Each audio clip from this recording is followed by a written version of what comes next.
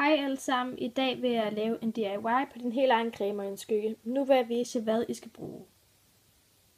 Det første du skal bruge er noget du kan røre det hele sammen i. Jeg har bare taget et gammelt løv for nogle jelly beans. Så skal du bruge noget som du kan røre det hele sammen med. Jeg har bare taget en ødelagt børste.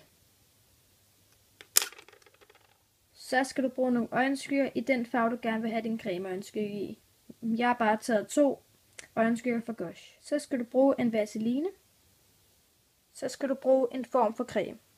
Jeg har valgt at tage min fugtighedsbody lotion fra Matas, som er uden parfume og til alle hudtyper.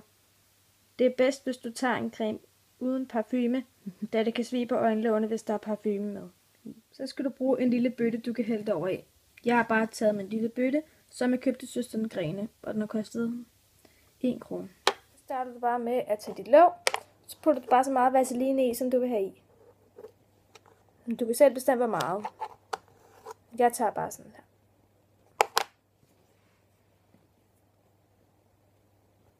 Så skal du tage de øjenskygger, du gerne vil have i. Jeg har de her 2. Jeg vil have mest af den her i. Du kan også bruge puder eller blush. Jeg har taget en sådan rimelig naturlig farve, da jeg ikke vil have, at den skal kunne ses for meget.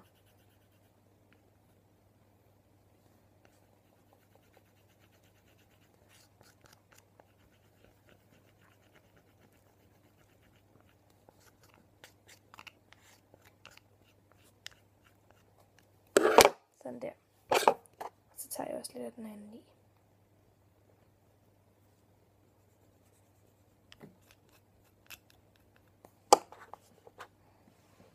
Så tager du noget af din creme og hælder i. Sådan, du putter cremen i, sådan, så den får en lidt mere cremet konsistens, da det er jo en øjencreme.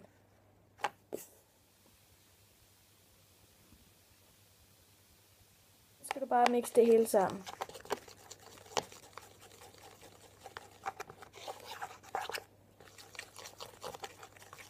Når du synes, der ikke er flere klumper i, så kan du kigge, om du synes, om der skal mere farve i, eller om den har den rigtige konsistens. Jeg har stadig klumper i, så jeg rører bare videre, hvilket nok vil tage lidt tid for mig, så jeg viser den. Når du så har blandet det hele rundt, så tager du det op i den her.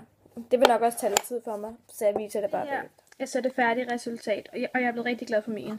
Den har ikke helt samme farve på kamera, som den har i virkeligheden. Den ligner lidt mere karamelfarve der. Den er lidt mere brunlig, og jeg er rigtig glad for den, og jeg glæder mig til at bruge den. Jeg bruger den ikke lige i dag, men det kan være, at jeg laver en video, hvor jeg har den på, hvis jeg har lyst til det. Jeg håber, at I kunne lide videoen, og jeg håber, at I kunne bruge det til noget.